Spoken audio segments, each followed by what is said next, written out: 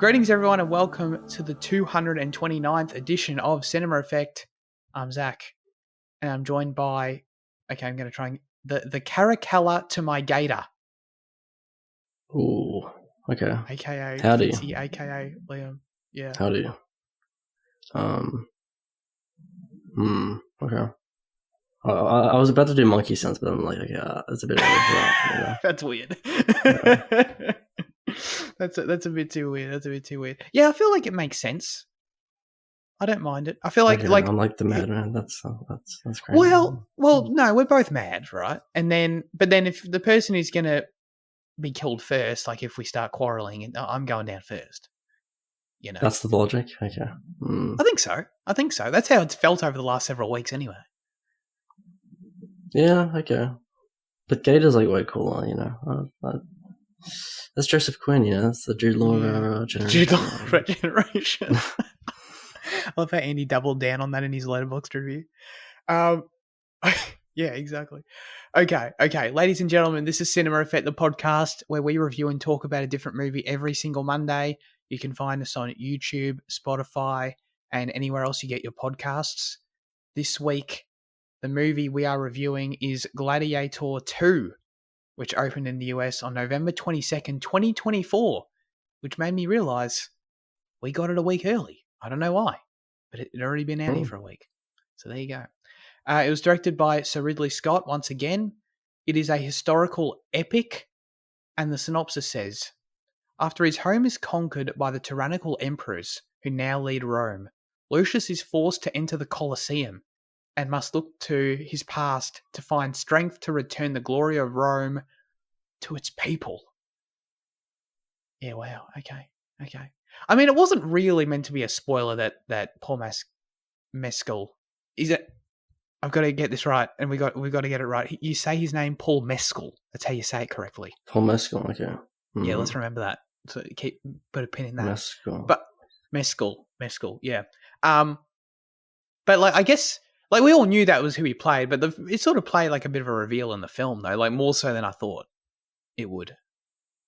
Oh, the father something. No, just the fact that he was Lucius, you know. Oh, right. Like, it took a beat to even reveal that. Yeah, no, I think that wasn't supposed to be a spoiler.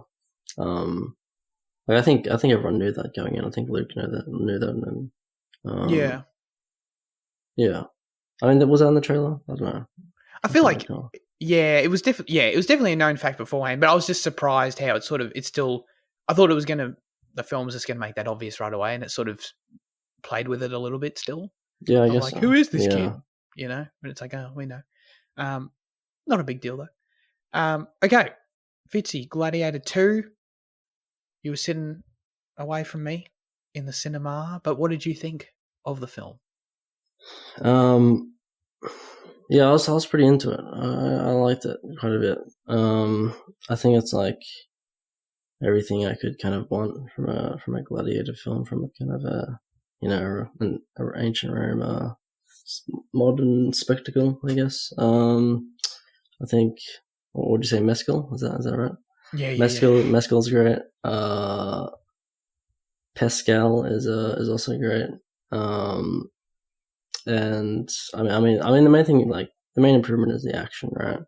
I mean, that's kind of the most important thing in a gladiator film. I think just like the opening battle sequences, the Colosseum fights that we see are like pretty fantastic. And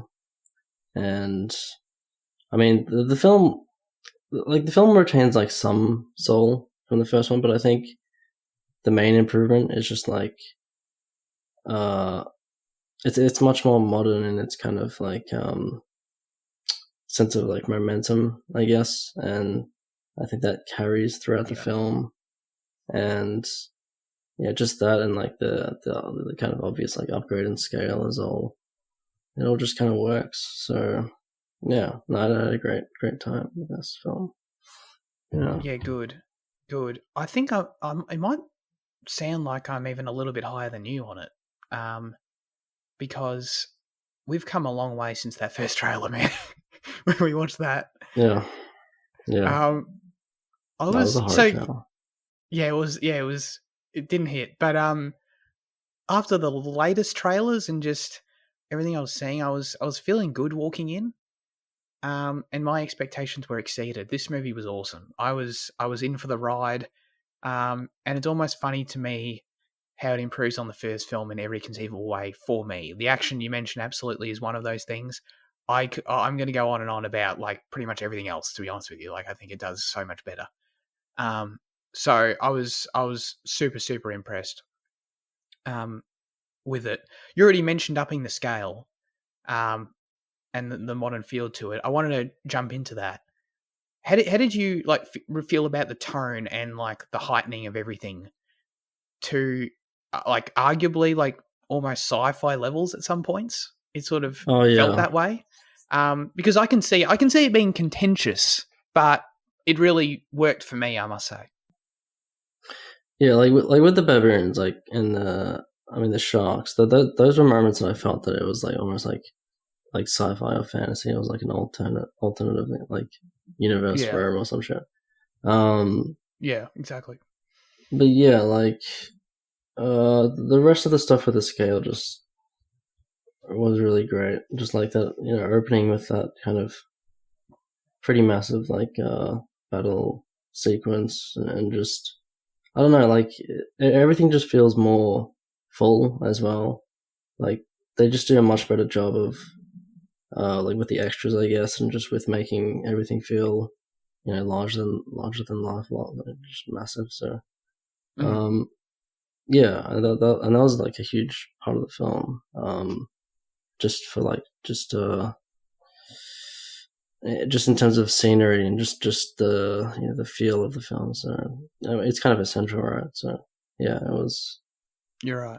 It was well done. Yeah. 100%. Yeah, larger than life is definitely the apt term there because it felt, I don't know, it felt heightened in a way that just really worked for me. The first one felt like it was trying to stick closer to history and, be more realistic, I guess. But the result was just bland, in my opinion. And then, I like how in this one they pushed the envelope just enough to sort of grab me and like you said, wrap me into this alternate history of Rome, because it is an alternate history anyway. Like, it's not like it's following history exactly. So if they're going to do that with the story, then why not do it with the vibe as well, and increase the spectacle, which they successfully did without taking me out of the story. So, it was the perfect balance for me. Like it really, basically every time this film did something, and this is going to be a recurring thing for me, like every time this film did something that I took note of that I was vibing with, it was almost always something that, because it was notably absent from the first one. Like, this would have been great in the first one. That would have been great in the first one. and this film just kept doing it over and over again. So that was definitely one of those things for me. Like, dude, I could have used some sharks. I could have used some crazy alien monkeys, whatever. Like, and even outside of just the CG animals and stuff, like there were just little small choices throughout that just added a breath of fresh air and life to it. That kind of did that as well. Like, it's funny. It actually reminded me of June in moments with like the pale makeup, for like obviously for the emperors and that announcer guy, like his whole thing felt like a June henchman character to me, in a positive way. One of the so that was great. Yeah. Exactly. Yeah. Literally, he felt like a Harkonnen. And like, I don't know, maybe they did have that pale makeup shit in Rome. I don't know, possibly. Actually, I've got no idea. But like, my point is like, regardless of historical accuracy or not, like it just added this whole new tone to the film that just gave it a new, lease on life for me. I just really dug all of that. Yeah, no, there are little touches, which like just elevate the film. Yeah, 100%. I'm just still consistently blown away by how, like, you specifically brought up sort of the bland directing in the first film. I'm comparing it to this one, I'm just blown away by, we're talking about the scale and the direction, but specifically, from Ridley's point of view and how much he's grown. Like, do you think you can track Ridley's experience with action pieces and and maybe not even just the action, but just like compare this to the first one since we just did it last week. I think it's an interesting point of comparison to look back in that 24 years and to see how much he's grown, because I was just thinking about your specific critiques of the direction of the first one and how I just feel like, at least to me, this film was a marked improvement. But how'd you feel about that? Yeah, no, like I agree. I think it's like almost like a 1-to-1, linear correlation, right? Like, like his improvement from Gladiator to Kingdom of Heaven to Last Drawn to this. Yeah, I mean, the action in this is just like, I don't know, it's just like fantastic. It's it has that kind of punch and brutality to it that the first one only had in like moments, I guess. Everything just feels like weighty, you feel like literally every like slice, every punch.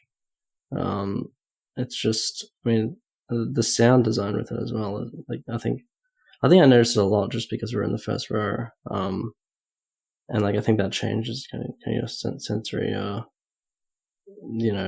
perceptions, I guess. But I did notice like a lot of the sounds were very just like weighty and felt unreal, and I don't know. Yeah, it's just there's definitely like he's definitely improved with pretty much every action film he's made. I think like this is probably as impressive, if not more, than the last duel. So yeah, definitely, it definitely ups the scale. There's no doubt about that. Yeah, I totally agree. It feels like a culmination of his work so far. Dude, I know I've said this before, but it's like, it blows my mind we're talking about an 87-year-old bloke directing this movie. You know what I mean?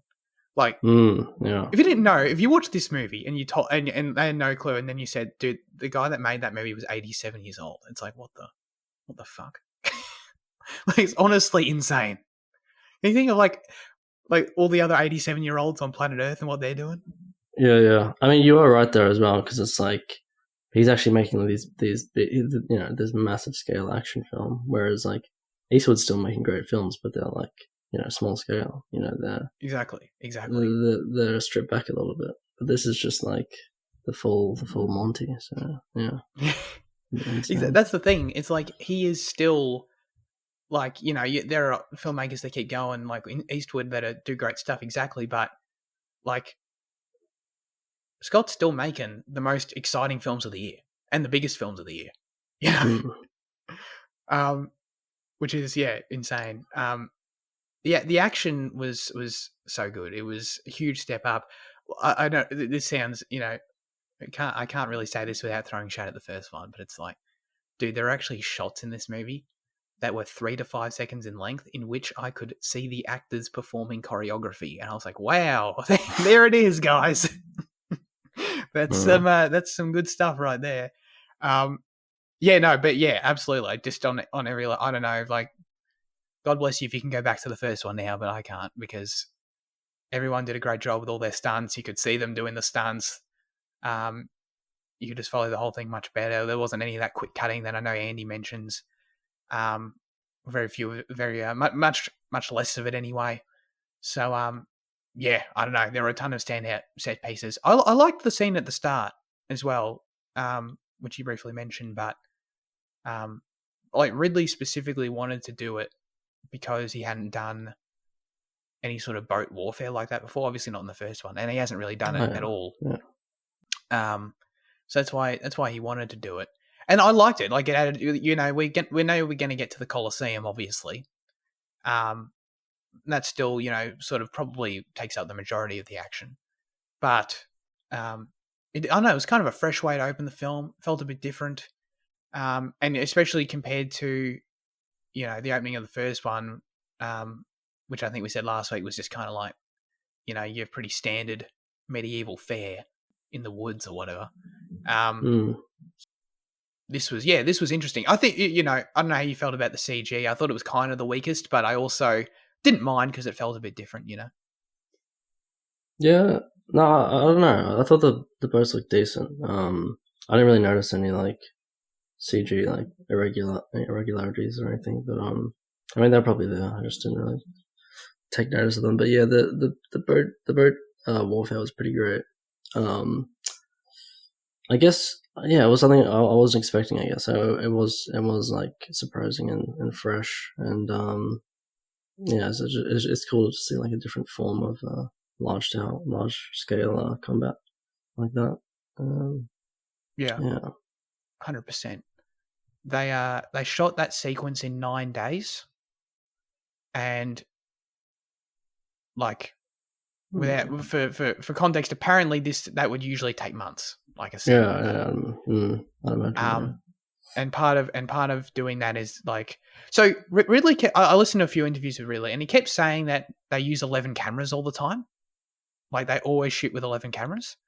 And I don't know if he meant like literal. I assume he didn't mean literally in every. Like, I don't think when Denzel and Paul are talking one-on-one, they need 11 cameras. They might have like 3 or 4. I don't know, but like he kept coming back to the number 11. So like I assume during every big action moment, every big open large scale moment, like they're doing it with 11 cameras at once, which is ridiculous.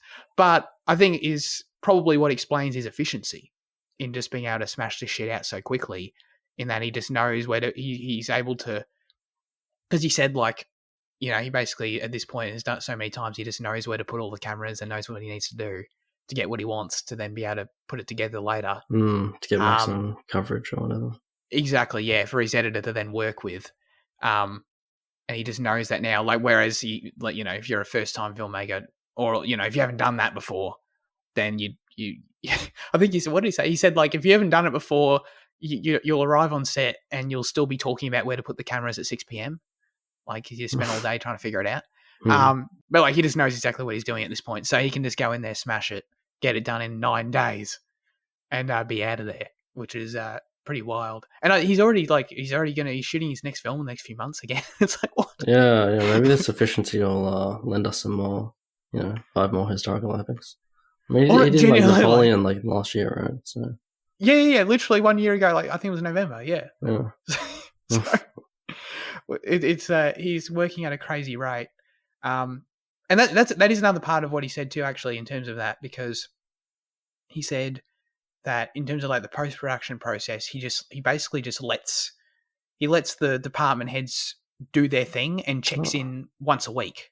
So, like the editor, for example, like the editor just works on it all week, and he comes in once a week, gives his notes, and then bails, and comes back a week later, does the same thing, as opposed to, he said which makes sense, a lot of directors like sit in the editing room and go over every detail and, you know, spend a lot of time with the editor and all that kind of thing.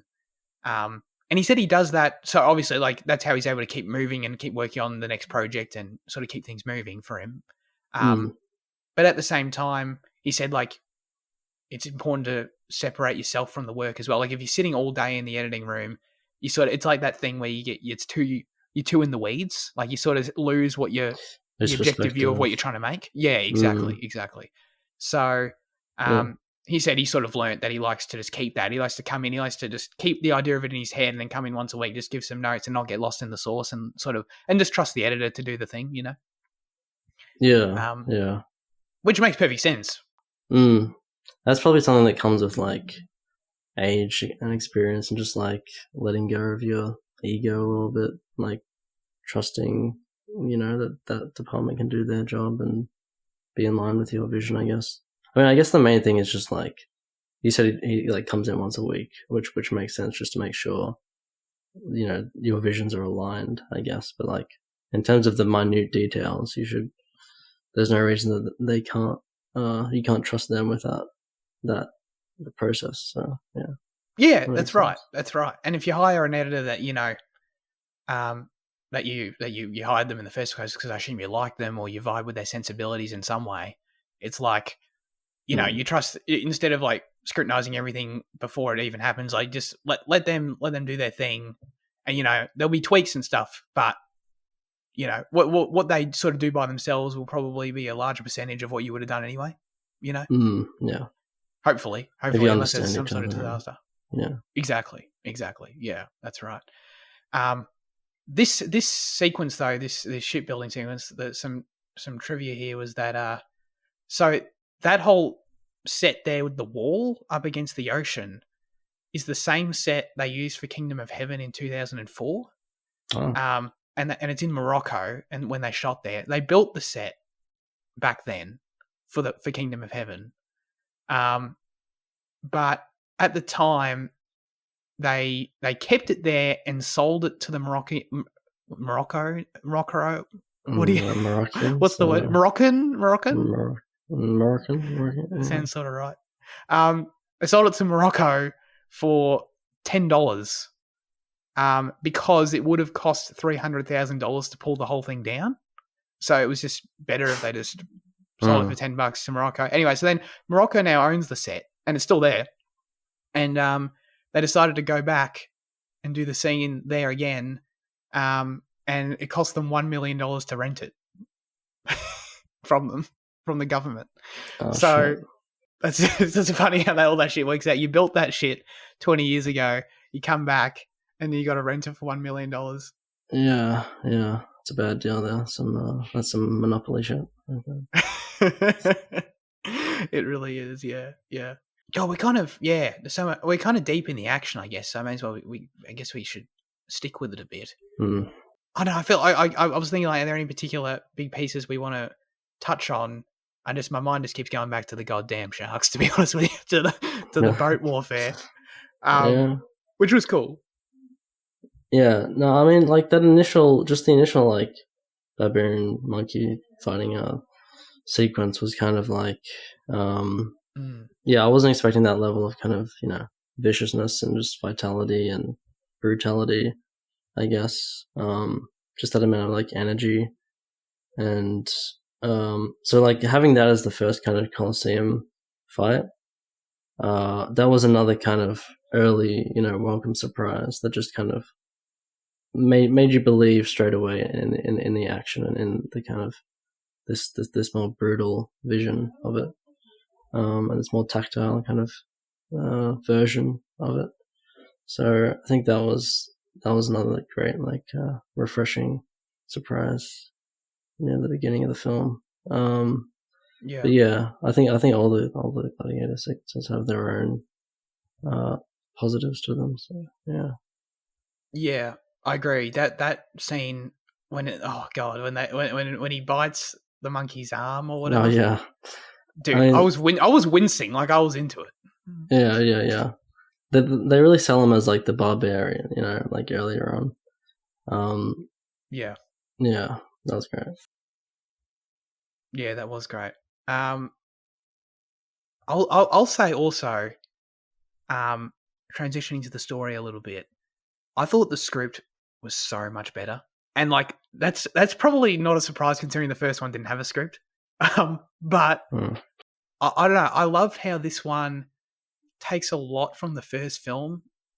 It feels like Gladiator with very familiar scenes and beats.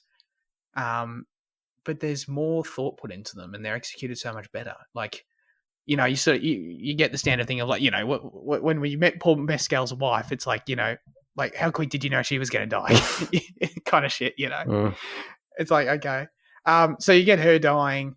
He goes into slavery. So you get these beats. You get basically the same scene from the first one where, like, the slave owner makes him fight one of the other stronger gladiators, and Denzel's sitting there, and it's like basically the same blocking and everything. So they definitely pull from the first film, but there are also some significant changes as well, and some things that they do, and they play with the characters, add more characters, and just play with the story in a way that just, I don't know, just really grabbed my attention more so. So even I think it's I don't know, like it gives everything you want from, if you're a fan of Gladiator, I think, in terms of it hits the ideas, it hits the themes, I think, but just does it better in my opinion, adds more to it, makes it more engaging. But I think you mentioned at the start about how you're not sure if it like carried the same heart as the first film, or did I misunderstand what you meant by that? I think I said like it retains some of the soul of the first film, right? Because like the first one is kind of more meditative, I guess, and kind of like more spiritual. But like Yeah. there was, Yeah. it retained some of that. I mean, like I think the afterlife sequence in this was pretty like fantastic. Just like with her, the thing we see with her and kind of the Reapers or whatever they are taking her away, and Yeah. her kind of like literally like kind of soulless stare that he sees. And there are like some of that kind of like high octave like female vocals in some of the tracks and stuff like that. But like just because it's so much more modern, it's like the color palette especially is just it's much more like neutral, I guess, and so it feels less like spiritually inclined or whatever. Yeah, that's actually a good point. Yeah. Yeah, well, that was my feeling anyway. But like, I think like with the amount of times they dwell on the whole like the dream of Rome and like Oh yeah. that kind of thing, and also like reusing the the now we are free kind of theme and motif. It does retain enough soul of the first one, but like I do see like hardcore Gladiator fans who enjoyed that from the first one not seeing it enough in this one. Mm. So yeah. Yeah, that's interesting. I think I don't disagree with that in terms of like the intangible soul of it and that carrying through. I feel like on the page though, like it is all there in its own way. I wonder if Jaden. I wonder how he felt about like the fact that the afterlife still, the metallic look of it. It's still like great, yeah. Yeah, it's still like that, but it also felt a bit different as well. Yeah, it didn't feel exactly the same. Yeah. No, it wasn't exactly that. I liked it. I liked it a lot actually. But yeah, I guess for me, yeah, it's hard for me to disagree with that in terms of like the color and the undertones that the first one had. But that was the thing. Like they were like we talked about last week. They were interesting undertones, but they just never really came to fruition in their character in like an arc point of view. And whereas this film did that much better in my opinion. Like, I'm curious, did you?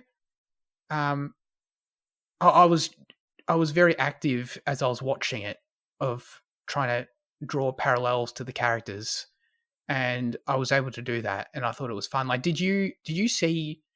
Oh my god, what are their names? Pedro Pascal is Acacius, I think. Yeah, okay, yeah. Excellent. And like, did you see Acacius and Lucius as kind of both Maximus in a way? Like, I sort of viewed them as sort of two sides of the same coin. Like it almost felt like they split Maximus into two characters for this. Yeah. No, I'd agree with that. I mean, yeah, like Acacius is obviously like the general kind of side of it, and he's obviously with Connie as well. He has that like reluctance that Maximus had with those initial conversations with Commodus. But yeah, I mean they both retain the same kind of stoicism as well. So there are a few similarities in their characters, and yeah, it does kind of seem that way. Maximus was split into. I dug that because I think it kind of fixed the weird issue I had with the first one, not being able to connect with Maximus. Because yeah, you do. I mean, pretty early on, like Acacius in the first scene, you're kind of neutral, not knowing where you're going to land on him because he's the general sort of leading the charge against the good guys in the scene. But then pretty clear, like he gets back to Rome, and it's pretty clear. Okay, he's positioned as like a sympathetic character.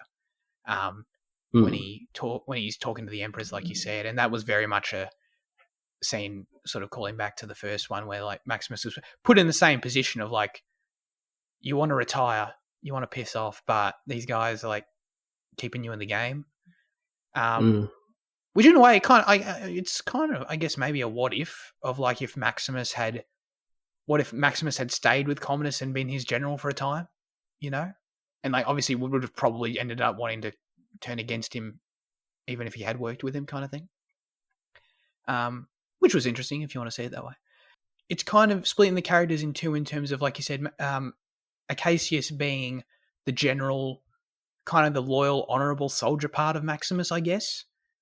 Meanwhile, Lucius sort of takes on the vengeful side of Maximus, and Paul embodies that range so well in the first act, especially. I really felt the revenge quest much more at this time because of him. And even though, it's the same thing of like the wife dying, like we said, but I don't know, I just felt it much more this time because it felt like that was all consuming for his character, that rage, and that rage he already held for Rome in general, but then carried through then, the death of his wife. Because we talked specifically in that first film about how the shift in Maximus's motivations were kind of muddy. I never really ended up buying into them as a result. It was kind of like, he's meant to be seeking revenge, but he's also kind of this chill guy, this honorable guy. Yeah. And it's kind of never really, it was just sort of this weird muddiness of it where I just didn't really like see through and connect with him. And there wasn't really an arc there either. It was just kind of like, okay, I guess I'm trying to figure out. It took too long for me to figure out what he was even what his goal was. So as far from my point of view, like the solution was essentially to split the characters into two, take those two different aspects of the character, separate them. And I thought that was really smart because as a result of that, you understand them better. And there's an immediate conflict between them as well. Like that bruise throughout the story that can build, that then obviously has its own payoff as well. I don't know. So I just feel like from a screenwriting point of view, it just was a really smart choice. Yeah. I mean, just on like the Mescal and Crow comparisons, like I did say like a Letterboxd review kind of talking about it. They mentioned how like Mescal doesn't have the same level of charisma or charm as Crow did, which I guess like a lot of fans of the first one might feel that way. But like I think like you're right in the sense like Crow had like a kind of like almost like playboyish, like devil may care attitude to him, right? Where like he had a lot of charm, but like the charm that he had didn't quite match with his like his vengeance, right? Like the whole kind of revenge quest story. I'm thinking Mescal in this one, I think he has a much more authentic Roman like charm where he doesn't feel like he doesn't feel that way. He doesn't feel like a modern, like he has a modern charm in any sense. He's just kind of he's a much more like true stoic feeling character, I guess. He feels like of the time also, I think. Yeah, I think Mescal's charm, and this is actually more it adds more to the film than it takes away, which I think was the opposite for Crow. Like it's a much more neutral kind of charisma, I think. Which I think was great. So yeah, I mean, and like splitting the characters into two in that way, not having not having him Lucius be the kind of general probably adds to that as well. Because he doesn't have to put on a front, I guess he's just allowed to be fully, consumed, as you said. Yeah. So yeah, that shit was all great. Yeah, and he does that so well. I really felt him. It all really inside of him. The rage, yeah, exactly. And it came out in the arena. I mean, it felt like it was brewing the whole time, and it came out in the arena. And then and the character really felt like it shifted. Basically when probably when bloody Acacius gets like blasted with all the arrows. Like I think that was his sort of moment of release of, I don't know about forgiveness. I don't know about that exactly, but of like understanding of his whole world realigned of wanting to unite Rome as opposed to just tear down this one dude and hate of the city and all that kind of thing. He sort of saw. I think at that point he sort of saw the larger picture of like wanting. This is a larger problem that I can sort of have a part in helping resolve. Which obviously leads to the ending. Which and the character and then it sort of took on something a bit different from that point. Yeah. Yeah, I mean, we do see like some, like in terms of his arc, we do see some emotional moments with him, but I think again he's like he's kind of stoic enough where you don't have to see all of that development like externally. some of it is like implied as it was in the first one, but in this one it's more kind of drawn out and paced. Where like we've already like critiqued the first one for that, but like this one you can definitely see the points of change, and it makes a lot of like internal kind of sense, I guess. Yeah, 100%, exactly. And it's like the fact I was even able to, I don't know if I'm right or wrong, but the fact I'm even able to, identify a scene that I think changed the character. Says something about an arc that's pretty, that works. I guess going to the performances, I mean, we've praised Paul Mescal for sure. It's weird because it's Paul Mescal, but then Pedro Pascal. Yeah, Pascal. I think, unless he's meant to be Pascal. Pascal is not right. Yeah, that doesn't sound right. That's true. Pedro Pascal. Pedro. Sounds like Popsicle or some shit. That's hard. But we've already praised him a bunch. But his first blockbuster, he did awesome. I think he's going to be huge. Obviously, I think people knew that already. Yeah. But, I mean, and Joseph Quinn as well. This is two rising stars right here. Absolutely, yeah. I mean, I can't really. Pedro's I mean, he's kind of old, but then also, you can't really call him a rising star anymore. But like, he's pretty stylish at this point. Right? Exactly.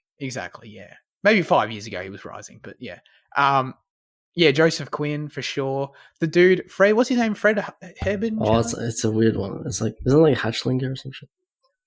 Oh, hang on, Hetchinger. Yeah. I think that's how you say it. Yeah. I got it right here. Those two dudes are like, is he on the rise as well? Because we obviously seen him in White Lotus season 1. Yeah, I don't know. I got no idea what else he's kind of been in, but this is a positive sign for him for sure. I don't know. Yeah, but he's kind of played like two like teenage, like two like kind of wimpy characters now, So like, he's in danger of being typecast, whereas Quinn has had many different roles at this point. That's true. But he could be on the rise. Potential. We'll see. We'll watch him. Yeah. Joseph Quinn. Yeah, he was really good. I'm just, dude, he's been on the show 3 times this year. What the hell? This is definitely my favorite performance of his. He just really, that we've done. Yeah, he just really fitted into the scenery so well, in my opinion. And like, I don't know. Again, like he had that extra. Like if you compare that shot and those moments when he's like watching the fights from up in the stands or whatever, his little booth, and like he's getting into it. He's giving the thumbs up, thumbs down. Like every time he gets a moment like that on screen, it's like I really felt the charisma come through, as opposed to especially like I don't want to. I'm not saying this to knock Joaquin, but I feel like Joseph Quinn's performance really felt like what we were talking about earlier with like the elevation of the tone. Like he felt like he was doing that to Joaquin's. Like he was taking that as sort of the template Emperor Evil Dick character, but then like adding that energy to it, like just sort of ramping it up a little bit, in a way that still worked. Like he was, I don't know, he was jumping. Like I don't know, he wasn't jumping up and down, but he was like getting right into it at times, and that was pretty fun to watch. Yeah. No, I mean they're less complex characters, but they're more excitable. They're almost more intimidating, just in the in their kind of chaos, I guess. And just their kind of young, youthful energy. Quinn was pretty great. He was, his kind of stares that he does in the film were pretty sick. His like light brown eyes, very very cool. His face, his light brown eyes, his hair. Oh my god.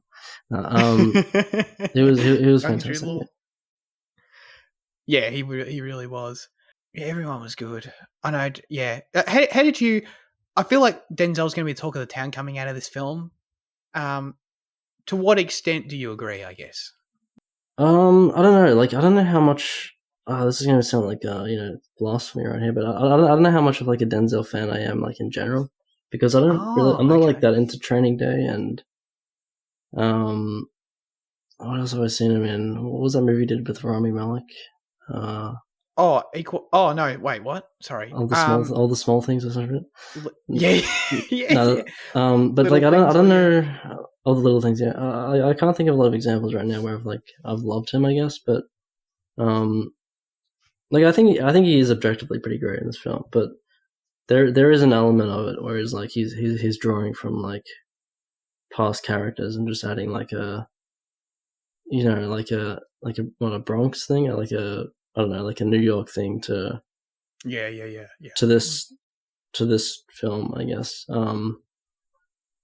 But like he is pretty fantastic when you kind of see his. No, I think like he's entertaining just in general. But yeah, I think his best stuff is when you see like the kind of under the surface of it, like the kind of malice that this character has, which I wasn't expecting. I mean, the whole thing was like a surprise for me. Like, I think the setup with him being, the Proximo figure and reenacting those same scenes from the first one where you put him in front of the slave master or whatever it is, like that got me good. I didn't expect this whole rise to power thing with Denzel's character. I mean, I thought it'd be a semi big part of the film, but I wasn't expecting this. So I think like his story was very well executed. But yeah, like there's just some moments like where it's too modern, like Double or Quits, or where he says politics, or some shit. Like that's 21st century stuff right there. It's yeah. I don't disagree at all, but like, dude, I loved it. I'm definitely gonna be like the probably the same as most other people. The Denzel, like everyone, you're gonna see like everyone and their mum's gonna be tweeting, "Oh, Denzel was so good in that movie," and I'm just add me to the choir on that one. Yeah. Because I mean, I don't disagree. Like, I just enjoyed it so much. Like so I mean, the whole thing with like the accents and the different things that the people bring to it. Like he, obviously, is just straight up just Denzel in the movie. He's like. Jade and I were joking coming out of it, but like it is true. He's literally just his American gangster character in terms of like the presentation of it and like the way he says things and his whole vibe. But it's just like I don't know. It just works. Another aspect of the interview that I had with Ridley was like the interviewer was asking him like about all the different accents people are doing in the film and like what's Paul doing versus Pedro versus you got Denzel and all these kind of elements and. He said he honestly doesn't really care, and that in terms of sounds bad, but in terms of he said like you can overthink all that stuff, and you basically just find what works for each character, and if it works, it works. And so, for me, it worked. Like I understand Denzel. Denzel's like, Pedro's already sort of in an in between space. I thought he wasn't totally doing one thing or another. And Paul was pretty consistent. And so there's different sort of, you can sort of pick apart each character a little bit. Denzel straight up Denzel. So like I can understand being if it doesn't vibe with you, I get it. But basically he just said, if it all works as you're watching it, then that's all that matters. You don't need to create this consistency across the board necessarily. And yeah, for me, I agreed with him, and I guess my sensibilities aligned because it all just worked. Like I wasn't distracted by Pedro not 100% committing to any one accent. Yeah, I guess so. But I think this one works much more than the first one in terms of accents, just because like in this one they are pretty much all vaguely American, right? Like yeah. And like in the first one, you kind of have some British, I think isn't. I can't remember if Aurelius does the kind of British thing, but. I think, Mescal putting on a decent American accent, Pascal doing something slightly different. That kind of forgives, Denzel just like doing his thing, which is like I didn't even really, it wasn't jarring in any sense, I guess, because there is some level of consistency that I guess. Scott didn't care about, but I guess the actors did. The actors just like banded together and said, "We're just going to do like this vague thing." So, I don't know. I was also surprised by where his character went in the best way, where like that there's that scene where like, well, he's sort of plotting throughout as we come to realize more what his ambition was. The whole scene with the senators and like he kills Greta, and then has the whole scene with the senators where he basically orders them around, and like there's that one shot where he like leans over both the emperor chairs, he kind of leans on them. And like, dude, I just had the biggest grin on my face because I just realized, dude, I just watched Denzel Washington in an ancient Rome movie, like plot to become emperor of Rome, and I just thought it was the coolest thing. I was like, I did not expect this when the movie started, and I just think it's sick. And just like the way he like totally owned those moments where like it was sort of finally coming to fruition for him. It was just like he knew what he was doing. It was so good. Yeah, no, that sounds pretty sick. His gloating kind of thing. Yeah. Just allowing himself a moment to just fully bathe in his success. But yeah. I wasn't gonna say anything. I don't know. Yeah, like I think those later scenes with Denzel, where we see more of his character. 100%. I also just enjoyed seeing him politic throughout. Like him playing the social ladder. Oh yeah, as it were, and and then trying to his numerous heart-to-hearts with Paul were good as well. I don't know, like he was just the way he was like manipulating people. It was fun to watch, and I think that was honestly, it was a really nice breakup between like the larger action scenes, which were, as we've already talked about, really good as well.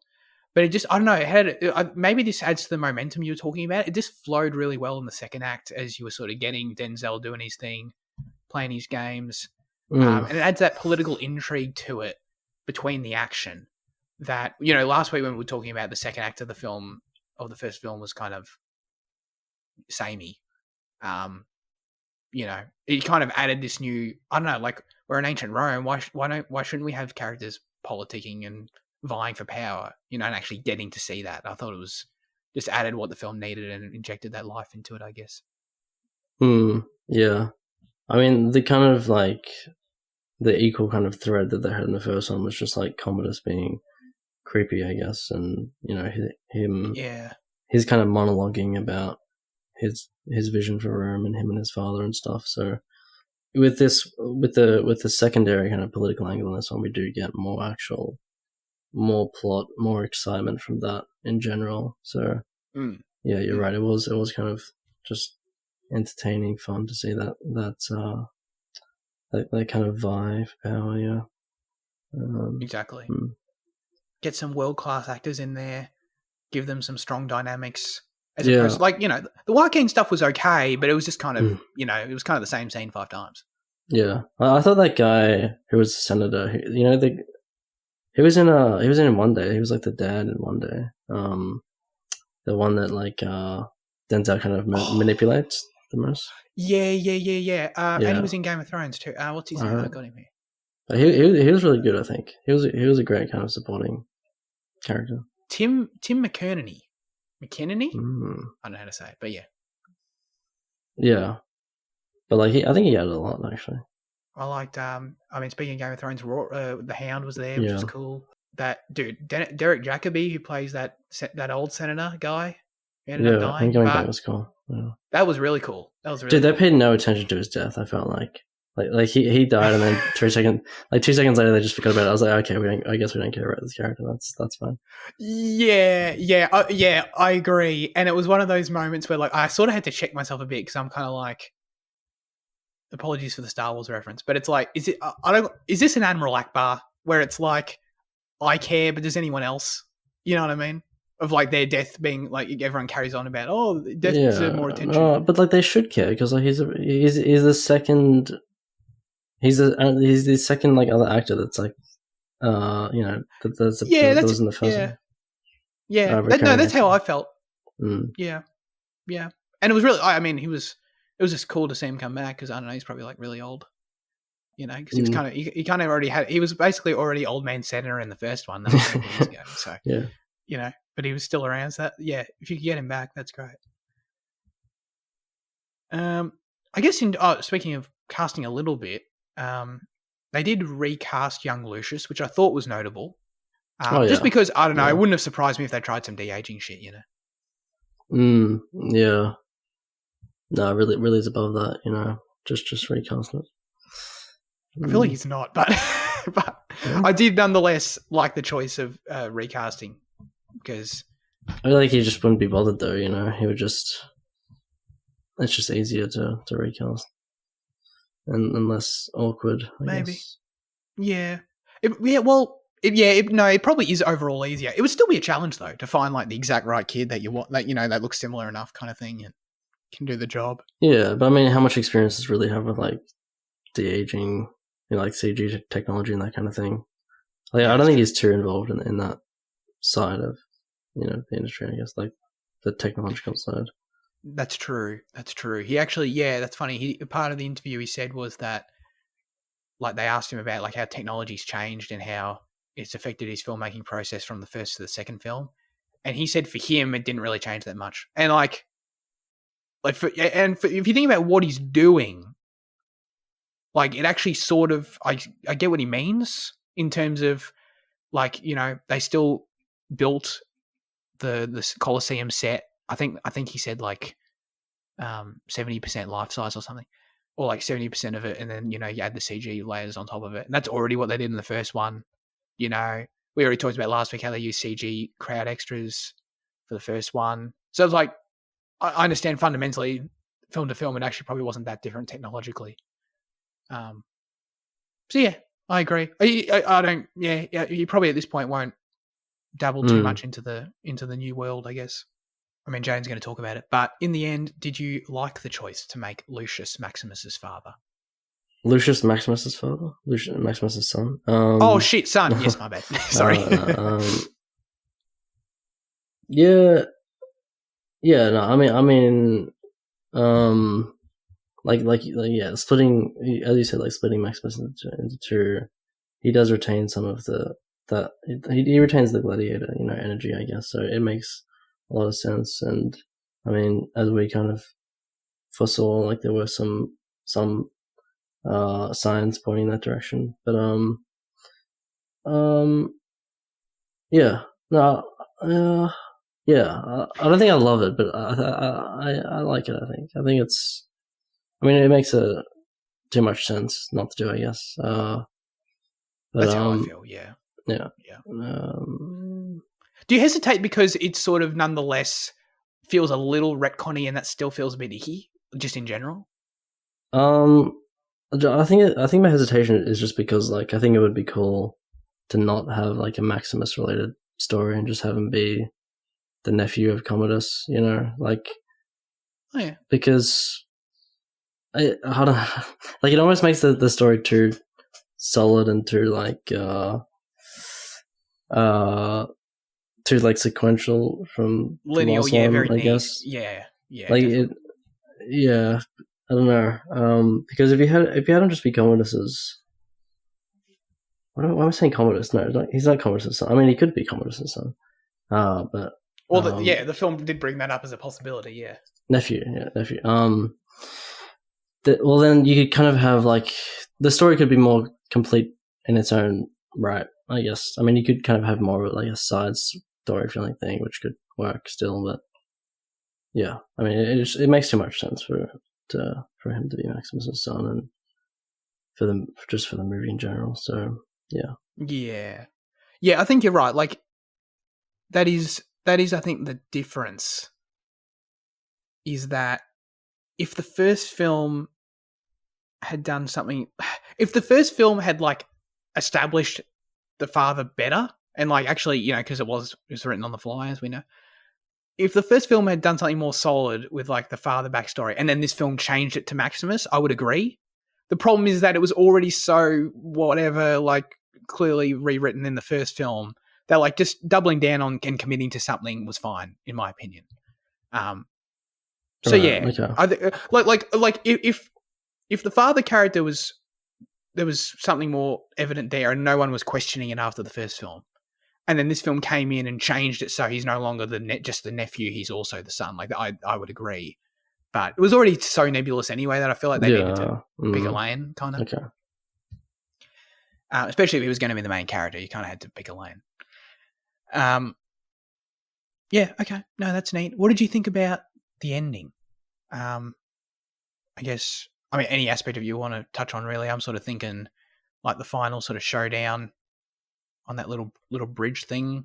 And then, you know, just the fact, I mean, I was surprised, I will say that Lucius survived as well, but I was very happy with that. Yeah. I don't know, like it was a bit like the first one where I was kind of like saving the universe kind of thing, you know, but the actual fight with Denzel was very solid. You know, I feel like all the rage on both sides were kind of let out there, and it was kind of emotionally rousing, the kind of speech, and like it did function, I guess, yeah. But it wasn't my favorite part. Like it was definitely kind of going through the motions a little bit with that speech, but I think it was like objectively, like it was pretty solid. So the whole movie, I was basically like saying to myself, I hope, please don't kill Lucius, because like if Lucius dies at the end of this movie, like I was enjoying the movie a lot, and then it sort of became clear if they kill him or not. Like obviously it depends on the execution. I don't want to be so black and white about it, but I was sort of thinking if they end up killing him, this might kill it for me. Like, really, you know, in terms of like, again, depends how it was done, but like if they do the same Russell Crowe shit again, because it's Gladiator, I rolled my eyes hard. So I'm glad they didn't do that. Yeah, you know, and you know, Cassius sort of got a version of that moment earlier in the movie, so like I felt like that was served there, you know. Yeah. And plenty of characters died as well, anyway. So yeah, the mom died, like, and Derek died. Yeah, 100%. Yeah, exactly. Yeah, I guess my breakdown of it would be I was slightly underwhelmed by the final battle with Denzel in the river. It was well done, but it just sort of felt like, I don't know, seeing Denzel fight like that was kind of distracting. Like, I don't know, I guess it's believable that he could fight, I guess, but it was just kind of like, I don't know, it felt like Lucius should obviously wreck this guy. I don't know. Like, it felt like his strength was in the political arena, less so than like it culminating in an actual like this one-on-one fight between them was kind of like, oh, okay. You know. Well, he was a former gladiator, right? He did say that, didn't he? I thought he was a slave to Marcus Aurelius, but was he a gladiator? Oh no, sorry. The medical guy was gladiator, wasn't he? Yeah. No, he wasn't. I don't think he was a gladiator. Yeah. No, yeah, it didn't make a lot of sense why he was so good at fighting Mescal. Well, yeah, that was just dramatic purpose, I guess. But yeah. That's my version, I guess, of it functioned and it was well done, but it was kind of just conceptually, I was just kind of like, I don't know, I feel like for who this character is, it makes sense for the showdown to be able to not be a one-on-one, I guess. So that was probably honestly my main sort of thing that didn't quite land for me.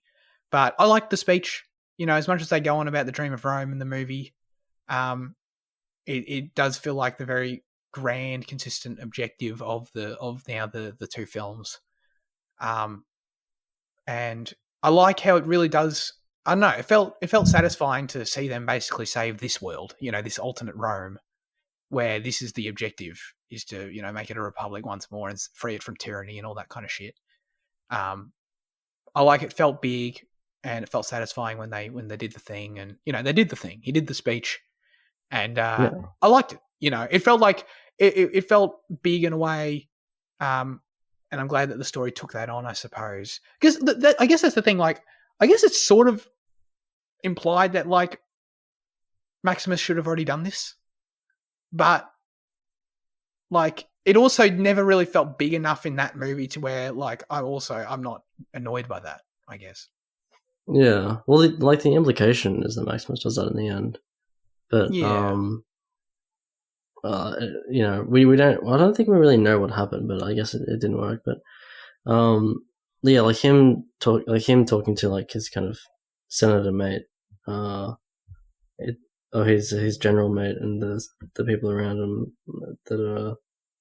But I mean, I guess they're Praetorian Guard people. It didn't have the same effect as like this. Yeah, like talking to the two armies, you know. But yeah. It should have worked in the first one, but it didn't. Yeah. I think but maybe that was the difference. Like Maximus died thinking he'd done it, but the problem was he was like only like 3 people could hear him, and he just fell over. Meanwhile, just a logistical problem, Yeah, that's all right. Whereas Paul this time not only survived, so he can actually follow through on stuff, but he was actually speaking to like I don't know, probably like 10,000 people out there that all heard him. It's like, oh yeah, I guess we have to do this now. Yeah, very good. You mentioned the score by Harry Gregson Williams. I dug it a lot. I thought it was really good. Yeah, the score added a lot of kind of momentum. Like I think I noticed, I don't know what piece of score it was, but like in the kind of the storming of Rome kind of sequence, there was a kind of, I don't know how to describe it. It was very modern. It was like a just kind of a more fast paced beat, and that didn't ever feel jarring with the more kind of high octave like female vocal stuff that they did as well. Yeah. So it was a very good mix of those two kind of genres, two elements. Yeah, it was very good. Strongly agree. And did you like the opening animation? Oh, I thought it was awesome. Yeah. Same. I thought like if you're a Gladiator fan and you see this would like that would blow my mind. Like I love when films do that, when you're just not expecting a kind of like. I mean, I know like it's an opening, it's a title sequence, so it's whatever. But like when a film shows you a form that like you didn't expect, or like recontextualizes old scenes through a different form, it's just a very cool thing. But like that was like my favorite part of the movie. I thought that. I'll be rewatching that once it comes to YouTube. That shit was like amazing. Yeah, I strongly agree. I thought it was absolutely awesome. It was stunning, and it definitely gave me like saying I was feeling good walking in. Then when that was the first thing I saw, I'm like, this is. I feel like this is like setting me up for a masterpiece right now. Like, look how good this shit is. Yeah. I didn't even like the first Gladiator, and I thought this shit was awesome. So I've got a big piece of trivia here, but I feel like it's worth sharing because going into the film, there's been a lot of talk. This sequel has been in talks for 20 years, going through different versions, all this kind of shit. Do you know this story about what I said about the Maximus Afterlife thing that I briefly mentioned? Have you heard this before of like that's what the original film was going to be, the original sequel?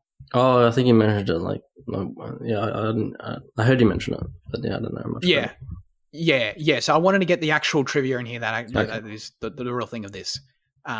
I think Jaden's going to appreciate this too, because I forgot an important detail to it. In the years following the release of the first film, there were numerous attempts to write a sequel. Musician Nick Cave was invited to draft a version by Russell Crowe and Sir Ridley Scott. His version focused on the more mythical elements of ancient Rome and would have seen Maximus arrive in the afterlife only to be faced with other souls who are yet to ascend further.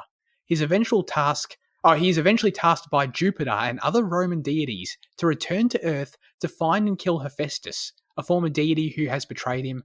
From there, he is resurrected as a Christian and finds himself journeying back to Rome on a mission to stop Christianity from spreading while crossing paths with the new Emperor Lucius. The movie would have ended with Maximus being cursed to live for an eternity, featuring a montage of the soldier battling through the Crusades, World War II, and the Vietnam War, eventually revealing a modern-day Maximus working at the Pentagon in Washington. What? Oh, man. The studio decided not to go through with this version, but the script is available to read online. Check it out. Honestly, I can only see that working. I can only see that working through like an animated thing. Like live action, I don't think that works at all.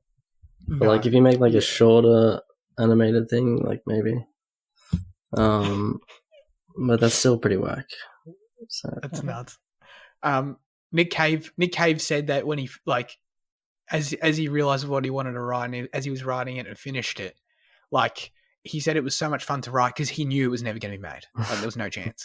So, but he just went all in on it. So you can read it online if you like. But yeah, that's funny. All right, let's get into Jaden's thoughts on Gladiator 2. Jaden is missing this week for those who are new here, Jaden is our regular third co-host. Shirking his responsibilities, man. Couldn't be It's me. ridiculous. That's crazy. That's crazy, man. No one's ever done that before. Jaden said, he wrote in some dot points here. He said, the film's pretty good. Was heavily fucking with it until they blurted out and repeatedly drew massive emphasis to the whole father thing. But then seeing Mescal... Oh my God, now I said it weird. Seeing Mescal in Crow's armor at the end was pretty sick. People are criticizing the film for a whole female gladiator character being cut out, but the fact of the matter is that if you can cut out a character so seamlessly, they probably weren't necessary to the film and would have just bloated it. Still a shame for the actor, though. I agree, couldn't tell it all. At all. Yeah, I didn't know about that at all. No. It is insane how much better Scott has gotten at depicting action. While there is less of an emphasis on the thematic side, I think what we got is still apt. There you go, so he agrees with you there. This is Mescal's... Oh my God. I'm just going to say it like 3 different ways. Who cares? He was brilliant and outshone everyone, including Denzel. Wow. 8 out of 10. Very nice. Very nice. You heard me go on about Denzel. I don't even necessarily disagree. I thought Paul was awesome. I think they were both pretty equal, like in my eyes in the film. I thought...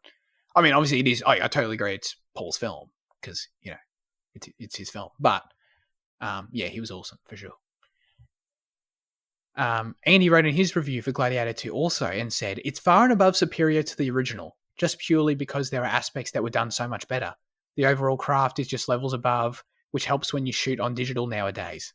I prefer the bloody violence a lot more than the original. The characters were utilised more, hard agree, and the action doesn't have shitty fast cuts, and the villain doesn't have to be disgustingly creepy.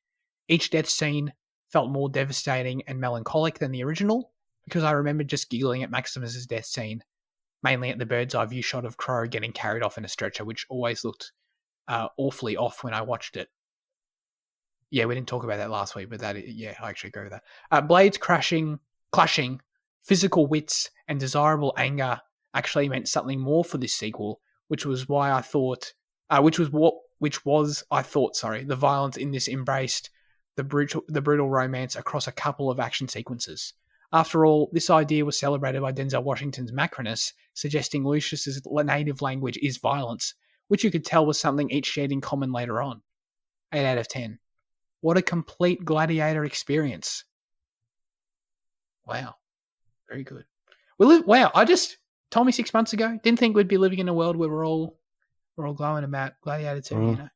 Yeah. It's interesting how things go. All right, you ready for verdicts? Yeah. I'll also slap an 8 on it. I mean, you know, my neck was slightly broken, but the cinema experience was still pretty great, and yeah, it's just a solid, Roman epic film, and Mescal really carries it. So yeah, 8 out of 10. Indeed, I'm going to give it a 9. Oh, really? Wow. Yeah, because I was thinking strong 8, and then I'm hearing like all you guys saying great things, making great points. I'm agreeing with all of you, but then like when I'm hearing what you're saying, I'm like, I feel like I'm higher on you than this. On it than you. Is what I meant. And all of you. Yeah, I don't know. I just really, really loved it. I really did. So I'll give it a 9. It was awesome. Epic. And it's a slam dunk for my top 5. I'll say that. Must be, yeah. Not many other 9s this year. Yeah, definitely.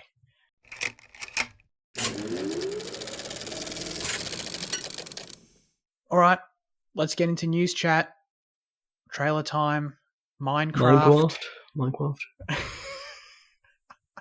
A Minecraft movie. Remember that? Yeah. It's not the Minecraft movie. It's a Minecraft movie. So we'll probably get more Minecraft movies. Fitzy, what did you think of a Minecraft movie trailer? I don't know.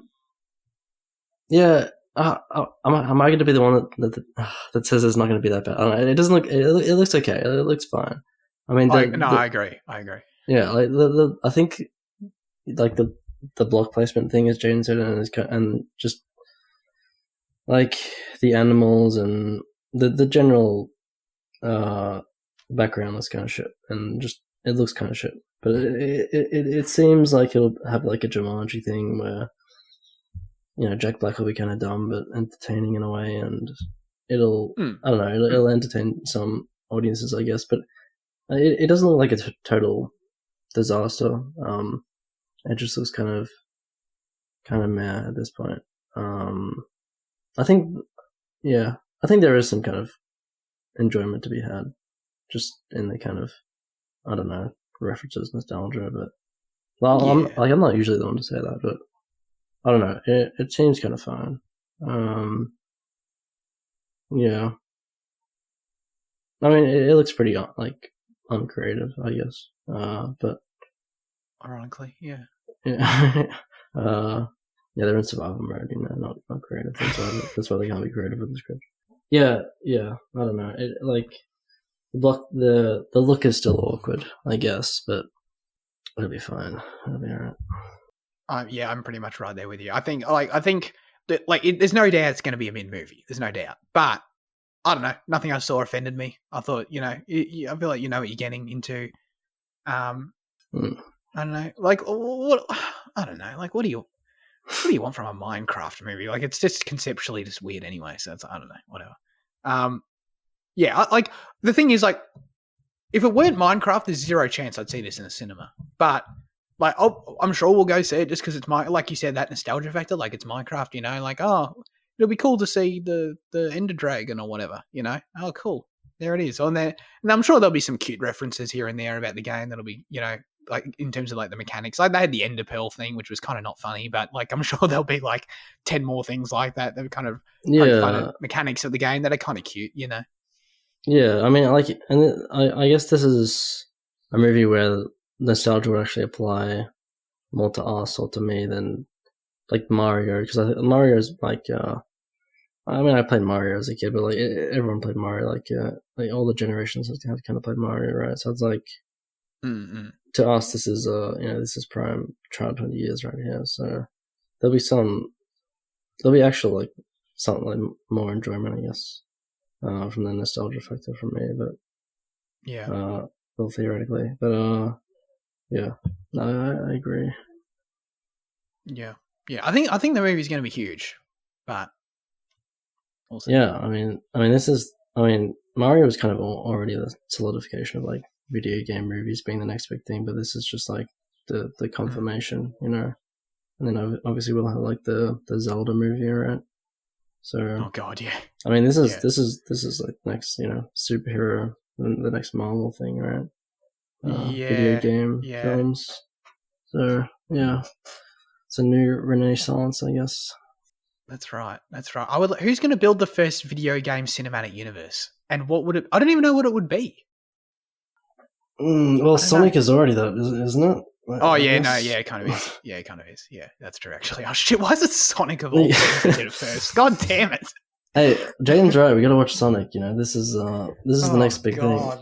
We got to get in it. We got to get in before it's too late. Watch Knuckles on Paramount Plus. Get hyped. Oh man, see, like the logical answer for like first universe would be like Smash Brothers, like the Nintendo worlds crossing over. But like, what's the movie there? Like, what's the, you know? I mean, what's the Minecraft movie? It's just like, yeah, that's finding the Ender Dragon. You know, I mean, they can. Smash has like some. It has shitty campaigns. You know, like it really does. They can borrow from the shitty campaign. Yeah, you can have Bowser do something, and then you know they need to get the portals out and get fucking, you know, get Snake in there or whatever. Yeah, some crazy shit. Yeah, exactly. Yeah, I can't say I wouldn't see it because I definitely would. Okay. Yeah. Now it's time for our highlights of the week. Unfortunately, I have nothing to share, which I feel bad about because I feel like when it's one-on-one, that's especially poor. Yeah, poor etiquette, yeah. Sorry. But yes, have you got anything you'd like to share? Anything I'll I'd like to share? talking stick to you. Yeah. Yeah, I watched On the Beach at Night Alone, which is a Korean film. Yeah, I don't know. It's a very interesting film because, like, I don't know much about the backstory behind it, but basically, the director of this film, on a previous film, he like he had like a thing. He had like an affair with like the main actress, right? And he has like a family, like a wife and kids and stuff. And it was a whole like controversy. Oh my god! And then he made this film, which is a film about an actress who fell in love with who had a thing with a director who had a wife and kids. So it's basically about his muse. It's about his she's the subject of this film. So he's making. Is the actress the same? Actually, it might be some. I don't know. I don't know if it is. It could be. Okay. But yeah. So basically, he's making a film directly about his life. And I don't know like what the purpose is. Like whether or not he's like justifying it or what. But it's like, yeah, that context is interesting. But like the film by itself is interesting as well, because it's like I don't know what they used to film this, but like the cinematography is just extremely. It's like hyper realism or something. It just feels very like very ordinary, very very uncinematic in a way, which makes it seem like docu-fiction as well.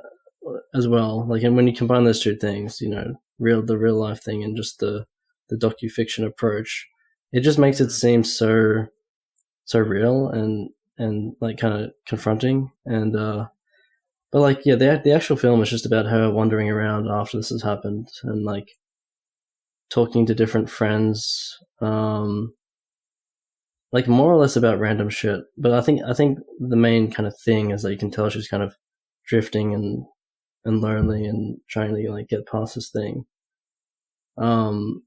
So yeah, it's quite emotionally like confounding, like in a way, because you never get a full insight into her, but there's this kind of repression of emotions throughout the whole film. So yeah, I can see why some people see it as like a fantastic film, because I think it just has like a lot of layers to it, and there's just this extremely accurate, like extremely realistic, like slice of life quality to it.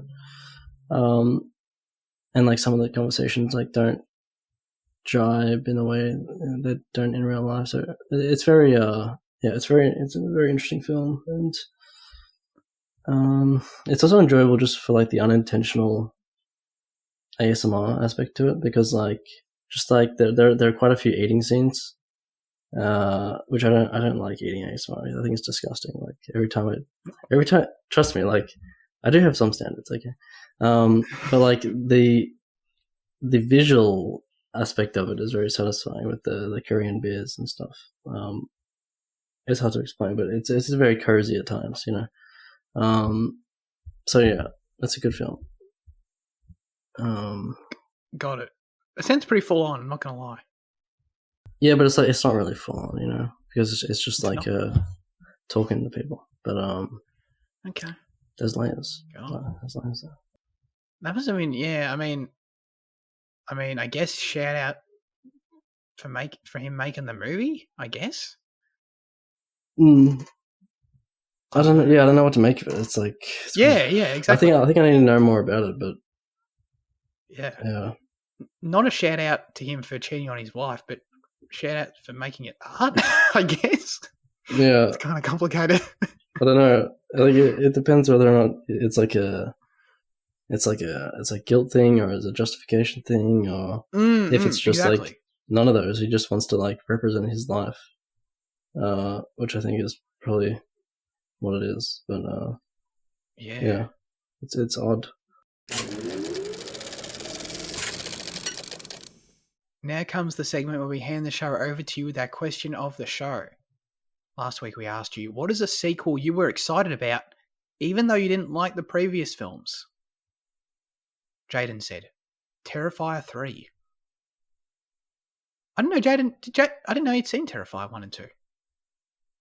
Yeah, he said, wait, is Terrifier the one with, like, the clown? I honestly, I Wait. don't think I've seen a single. I almost talked him down. Yeah, no, like, I think the first one he said, like, it was too, misogynistic or whatever, but, like, the third one looks like it had a good trailer or something, so... Okay. I don't want to represent him too much, but, I think that's what he said. That's the gist. Okay, I don't think I've seen a single image of Terrifier. Like, I don't even know. I don't think I haven't seen a poster. It's like the fully white, like, clown makeup face kind of thing, and, like, the thick lips, like it. No, not like it. Is it? Is it even a clown, man? Dude, yeah, it's basically. I don't know. It's like a bold thing. Okay. Yeah. There you go. Dr. Luke said Thor okay, as in Ragnarok, and also the Suicide Squad. That's a good answer. Yeah. They're actually both good answers. I mean, so for me, like, I was not excited for Thor Ragnarok. Thor Ragnarok is one, like, I agree with Luke's logic where, like, wasn't into the first two Thors. I wasn't excited for Thor Ragnarok before it came out. I became a fan of it. I specifically remember, actually, because in year 11, I guess, like, I had no interest. It had come out months ago and I had no interest. And then, but I hadn't heard anything either. And then, like, Lockie showed me that like, the clip of, like, Taika Waititi's Korg character, like, talking in a Kiwi accent. I just had no idea the film had that tone at all. And then I watched it and loved it. So there you go. But I guess I wasn't excited about it before I watched it. But then the Suicide Squad's a good answer because that was an answer. People were into that before it came out, I think. Yeah, I think I was. I was also excited about the first one when that trailer dropped, but after the first one was kind of disappointing. Yeah, I think the same kind of thing would happen with the new Suicide Squad trailer, but you kind of had more reassurance that it would be solid just because James Gunn, and it just looked that way. I guess I don't know. It was a general more solid feel, I guess, but yeah. Yeah, I think it delivered on exactly what the trailer, made you feel like it was going to be. And he said, Once Upon a Time in China 5 was a sequel I was excited about after I disliked the fourth film, but liked it more after a rewatch recently, though. After changing the director and star actor, Soo Hark will always be the visionary behind the series, and Jet Li is the better Wong Fei Hung by far than Vincent Zhao. Oh, so Wong Fei Hung, why did I say it twice, is the character. Okay, all right, got it. Who took over the lead role in the fourth and fifth films. Funnily enough, I watched the fourth one for the first time in 2017, but it only took me until 2023 to finally watch the fifth one with Soo Hark returning to the director's chair, and I loved it. Perhaps a bit more than the third one, which was the last Soo-directed film before returning. It met my expectations and excitement because Soo offered something more dynamic and refreshing to Wong Fei Hung's adventure with his two fiancés and his students. His two fiancés? Really? Okay. Also, it unexpectedly has gunplay in John Woo style. Plus, it has pirates. Well, that sounds wild. Soo Hark, the Spielberg of Hong Kong, never fails to impress. Any idea if Liam likes listening to the Sparks Brothers? I've not listened to any of the Sparks Brothers music, I don't think. No. Are they? How's that related? Are they in the films? Maybe they did the soundtrack or something. I don't know. Maybe, I don't know. I mean, Edgar Wright did do a documentary on the Sparks Brothers, but I didn't catch that one. Gotcha. Alrighty. Leanne, if you're listening, I couldn't see your comment again, so I don't know what's going on. Oh, did you talk about maybe comments? I did. I'll do it one more time, just to double check. I've got nothing. So if you didn't write in, that's fine. No sweat. But I just let us know if something happened again with YouTube. Okay. I can't even remember the full wording. It's a long question now, but the question. Fitzy, what is your answer? Well, I come unprepared this week, so I've just been looking through my most recent stuff on Letterboxd. Furiosa is definitely one of them. Yeah, like just I actually don't really remember like seeing the trailer and what I thought about that, but I think I just saw like the more authentic Australian, like a more authentic Australian version of it, of Mad Max, and just was excited to see Anya Taylor-Joy be a lead as well in a Mad Max film. So that was a big one. The Matrix Revolutions also kind of was kind of a big one. After the sequels. Sorry, you mean Resurrections? Sorry, yeah. I was gonna look up which one it was just to make sure I didn't, and I was just like, I'll just say one of them. Yeah, The Matrix Resurrections is one of them after the sequels. Were kind of disappointing. Just to see those characters returning and just like a modern take on the Matrix was like very exciting to see. I want to rewatch that because like I think I was kind of very confused on it when I watched it, and I just want to have like some perspective on it. But yeah, definitely one I was very excited for. In 2021 was it? Yeah. Yeah. So God.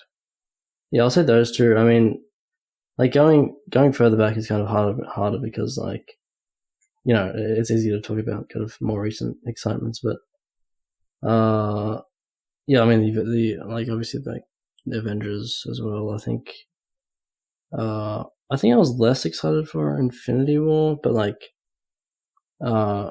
regardless, like Endgame I guess counts if you are just looking at like the whole slate of like Marvel Universe films.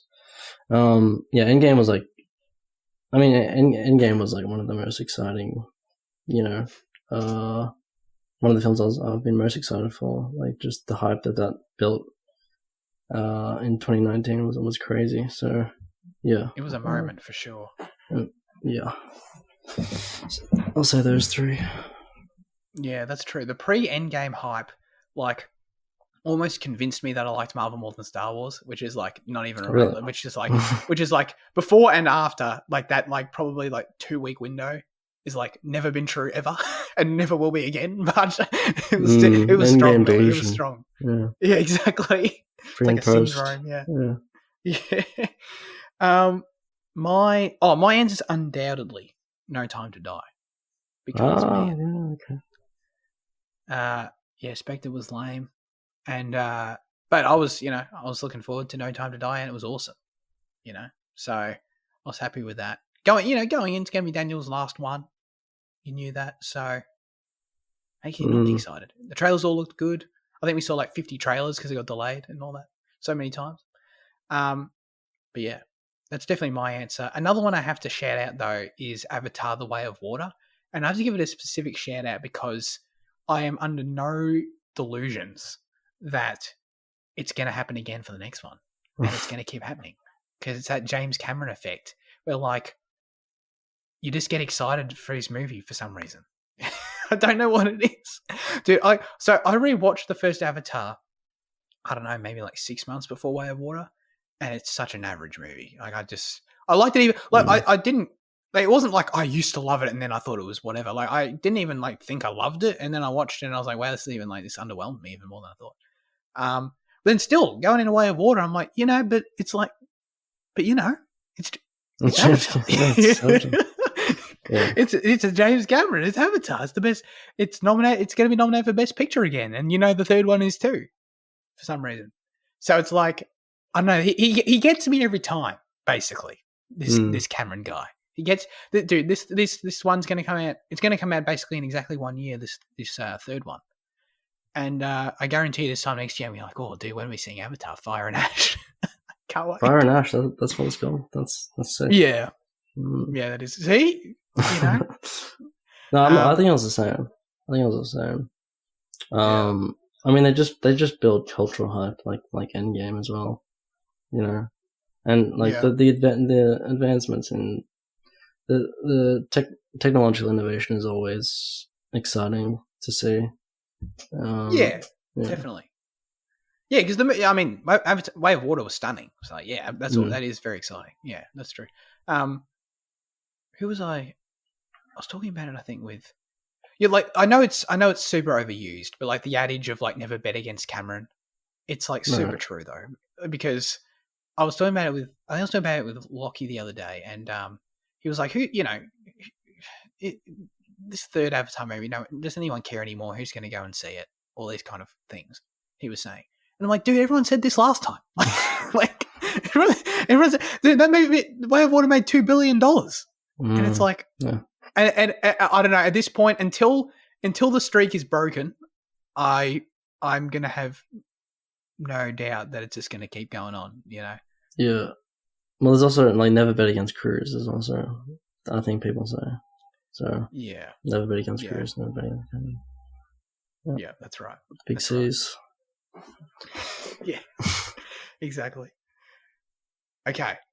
As always, we'd love you to submit your responses, thoughts, and or reviews for next week's film in the YouTube or Instagram comment section, or join the Discord server.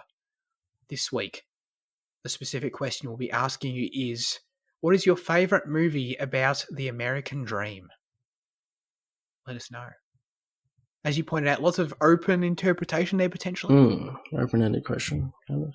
Compelling question. What is the American dream? Does it exist?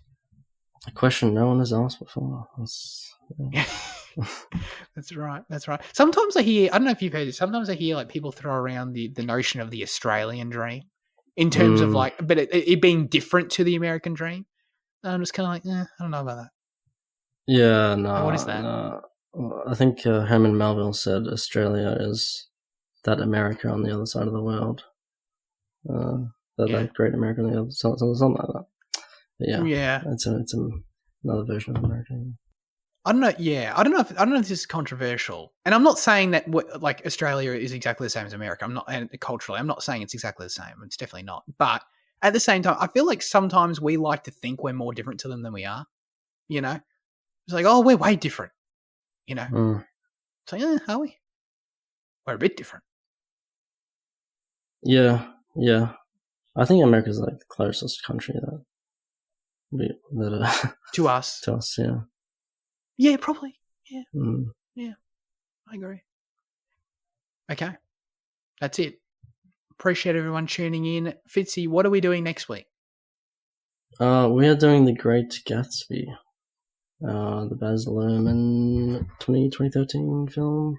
Yeah. Yeah. So. Is it on Netflix? Let's see what it's on. I think it's on Netflix. Pretty sure. I usually see it on Netflix. Yeah. You know what's funny actually about us doing Great Gatsby next week? What's that? Is that wait, 2 weeks in a row we're doing the two movies that use that same Kendrick Lamar song in the trailer. Kendrick? You mean Kanye? Is that a Kanye song? My bad. Oh, yeah, Jay-Z and Kanye. No Church in the Wild. Yeah, that's true. Yeah. They probably got this idea from that trailer. Probably, honestly, like, because that is like the iconic use of that song in a trailer, like, is Great Gatsby. I think. Yeah, I think so too. But it's on Netflix and Stan. So, yeah, if you want to see a film about the Roaring 20s and the Great American Dream based on the Great American Novel, then there you go, Stan on Netflix. Yeah, that's right. Made by a great Australian filmmaker. Yeah. All right. Appreciate you joining me, Liam, as always. Have a great rest of your week, everyone, and goodbye.